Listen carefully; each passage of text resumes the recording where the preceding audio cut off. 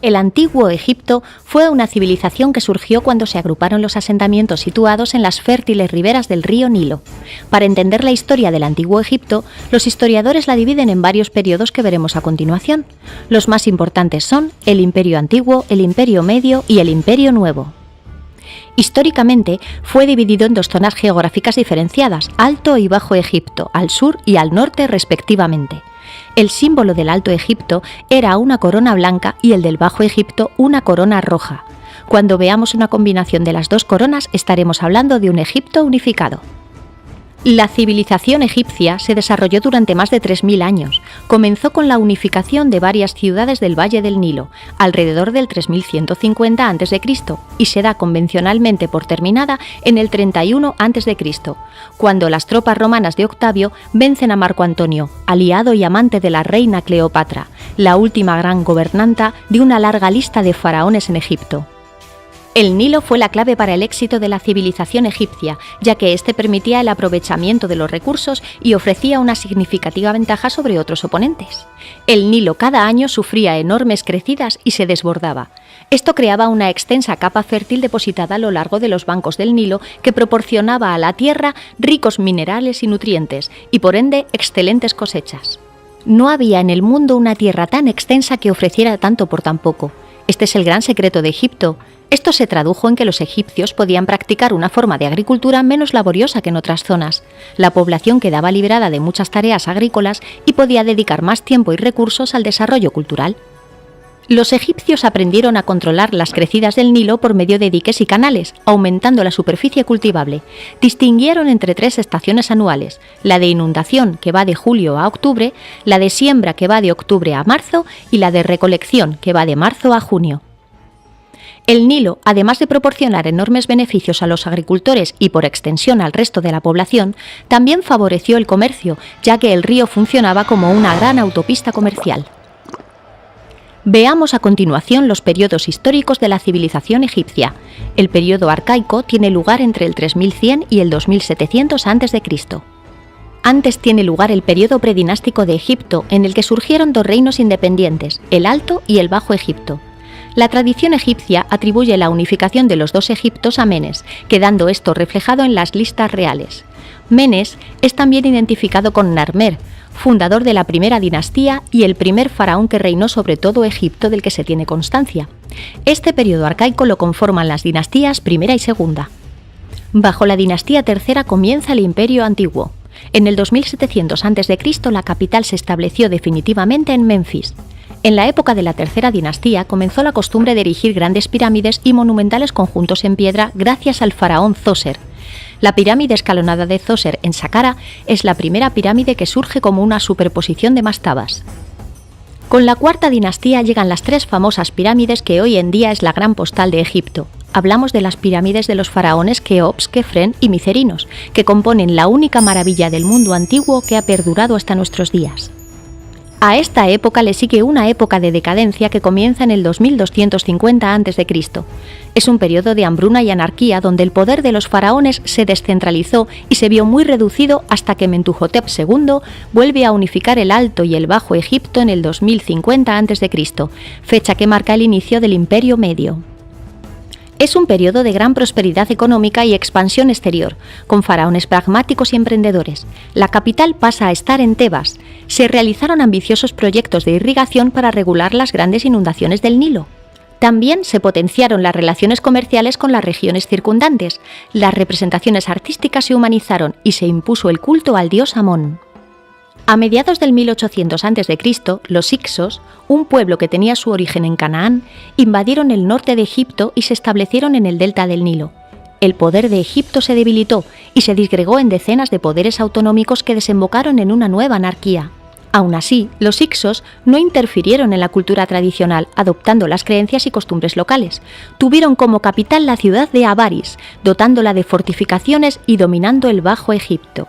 Modernizaron a los egipcios introduciendo el caballo, el carro de combate, el arco compuesto y diversos elementos de la cultura del bronce. A finales de este periodo, los dirigentes egipcios de Tebas que consiguieron mantener su independencia dirigieron una guerra de liberación contra los hicsos que da origen al Imperio Nuevo que comienza en el 1550 a.C. Este periodo es un periodo en constante estado de guerra, con afán expansionista, justificado en principio como defensa ante posibles invasiones. Requirió el desarrollo de un ejército profesional permanente. Las nuevas armas que adoptaron de los Hicsos resultaron definitivas. Es un periodo de esplendor y de arquitectura monumental. Tebas vuelve a recuperar el poder del pasado como atestiguan los templos de Karnak y Luxor, dedicados principalmente al dios Amón. El culto de Amón alcanzó en este periodo una gran importancia. Surgieron también nuevos centros de poder, de hecho las capitales del imperio fueron Tebas y Menfis conjuntamente. El reinado de Amenhotep III puede calificarse como el más próspero de este periodo y de toda la historia de Egipto, pero con el ascenso de su hijo Amenhotep IV, la estabilidad del imperio estuvo gravemente amenazada, aún más cuando éste instauró una serie de reformas radicales que tuvieron un resultado caótico. Cambiando su nombre por el de Akenatón, promovió como deidad suprema la hasta entonces oscura deidad solar Atón, iniciando una reforma religiosa que se puede calificar de monoteísta. El faraón suprimió el culto a las demás deidades y, sobre todo, trató de anular el poder de los influyentes sacerdotes de Amón en Tebas, a quienes veía como corruptos. Trasladó la capital a la nueva ciudad de Ajet Atón, actual Amarna. La esposa de Akenatón, la bella Nefertiti, también jugó un papel político y religioso fundamental en este periodo. Tras la muerte de Akenatón, accede al trono el supuesto hijo de este, Tutankamón, que restablece el culto al dios Amón, devuelve a los sacerdotes su poder e influencia y vuelve el politeísmo. Tutankamón era un hombre enfermizo que tuvo un reinado muy corto. Ha pasado a la historia como uno de los faraones más conocidos debido al descubrimiento de su tumba en 1922 por parte de Howard Carter, el hallazgo arqueológico más famoso de todos los tiempos. Es la única tumba egipcia intacta que se ha encontrado hasta la fecha. En la siguiente dinastía encontramos a un faraón muy importante, Ramsés II el Grande.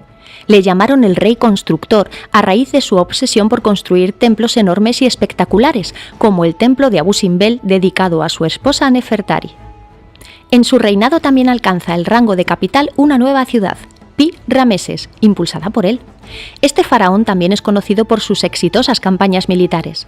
Ramsés II condujo su ejército contra los hititas en la batalla de Kadesh, en la actual Siria. Después de llegar a un punto muerto, finalmente aceptó un tratado de paz con el reino hitita. Es el tratado de paz más antiguo registrado. Ramsés, no obstante, presentó esta batalla que quedó en tablas como una gran victoria. Con la siguiente dinastía en torno al 1060 a.C., comienza un largo periodo de decadencia y fragmentación política que duró unos 700 años. Egipto nunca volvería a recuperar su esplendor pasado. A lo largo de este periodo, Egipto sufrió el dominio de diferentes pueblos extranjeros, libios, palestinos, nubios, persas y griegos que llegaron a ocupar el poder. A pesar de ello, la civilización egipcia, lejos de quedar anulada, influyó enormemente sobre la cultura de los dominadores que adoptaron sus costumbres como propias. Adelantándonos muchos años, llegamos a la batalla fratricida de Actium. En ella, las tropas de Marco Antonio y Cleopatra fueron derrotadas por las de Octavio. Egipto pasaría a ser una provincia más del Imperio Romano. A continuación vamos a tratar algunos aspectos del antiguo Egipto de manera muy breve. ¿Qué son las pirámides? Son los objetos que más han fascinado a los estudiosos a lo largo de la historia, ya que esconden muchos misterios. Eran monumentos funerarios reservados para el faraón. La función de la pirámide era la de contener la esencia del faraón para toda la eternidad. Este resucita y asciende al cielo para vivir eternamente entre los dioses transfigurado en una estrella. Las pirámides son un vehículo de contacto entre la tierra y el cielo y para ello es fundamental conocer su origen. Las pirámides surgen de la mastaba. Cuando a Imhotep, el arquitecto de Djoser, se le ocurre la idea de superponer varias mastabas, estas se transforman en pirámides escalonadas, constituidas con varias gradas, a modo de una escalera gigantesca que se elevaba hacia el cielo. Esta pirámide fue sufriendo una evolución hasta llegar a la pirámide clásica de caras lisas. No se sabe con certeza cómo se construyeron las pirámides, pues no han perdurado documentos de su época que lo describan. Este es un tema que ha fascinado enormemente a los que se intentan adentrar en la cultura egipcia y han surgido muchísimas teorías sobre su construcción. Algunas llegan a hablar incluso de ayuda extraterrestre. ¿Cómo era la religión egipcia? La religiosidad estaba presente en todos los ámbitos de la vida e incluso después de la vida terrenal. Los egipcios creían en el más allá y por ello practicaban la momificación. Embalsamaban los cuerpos con el fin de conservar el cuerpo difunto para la otra vida. También los acompañaban de un ajuar de pertenencias y objetos valiosos. A partir del Imperio Nuevo, los faraones, sus familiares y miembros destacados del gobierno buscaron un lugar a las afueras de Tebas para enterrarse alejados de los saqueadores. Allí construyeron sus necrópolis, el Valle de los Reyes, el de las Reinas y el de los Nobles. ¿En qué dioses creían? La mitología egipcia es muy compleja y fue variando en los 3000 años de historia. También varía según la zona geográfica. Cada provincia mantuvo sus deidades protectoras, lo que significaba la veneración a decenas de dioses, que según la ciudad adquirían mayor o menor relevancia. En Heliópolis se adoraba a Ra, dios del sol, en Tebas a Amón, en Memphis a Ptah y Hathor. Una característica del panteón egipcio era la costumbre de agrupar a sus dioses en tríadas, normalmente una pareja con un hijo. En Heliópolis se dio el culto a Isis, Osiris y su hijo Horus. En la región de Tebas, la tríada se componía de Amón, su consorte Mut y su hijo Honsu. En la mitología egipcia, muchas deidades son representadas con cuerpo humano y cabezas de otros animales. Durante la época de influencia helénica sobre Egipto, lo que perduró con más vigor fue la tríada Osiris, Isis y Horus, y su enemigo Set, tal y como se ejemplifica en el mito de Osiris. ¿Qué escritura tenían los egipcios? Los antiguos egipcios inventaron un sistema de escritura jeroglífica utilizado desde antes del Imperio Arcaico. Durante muchos siglos no se sabía muy bien qué representaba esta escritura, pero en 1799 se encontró la piedra de Rosetta, en la que está grabado un texto en 3 tipos de escritura: jeroglífica, demótica y griega. Gracias a esta piedra, Jean-François Champollion logró descifrar los jeroglíficos años más tarde. La escritura jeroglífica es muy compleja, pues los dibujos que conocemos con figuras pueden representar ideogramas, que serían la traducción figurativa del símbolo que representan, y fonogramas, representan sonidos del lenguaje egipcio, que son signos consonánticos simples, dobles, triples e incluso de 4 o más consonantes. Esto se enreda mucho más, ya que algunos ideogramas pueden ser a su vez fonogramas. Durante el antiguo, medio y nuevo imperio se calcula que existían alrededor de 700 símbolos jeroglíficos, mientras que en la época grecolatina su número aumentó a más de 6000. Complicado, ¿verdad? Para finalizar, vamos a ver cómo era la sociedad egipcia. Los egipcios organizaron su sociedad como una gran pirámide. En lo más alto se encontraba el faraón, al que el pueblo adoraba como a un dios.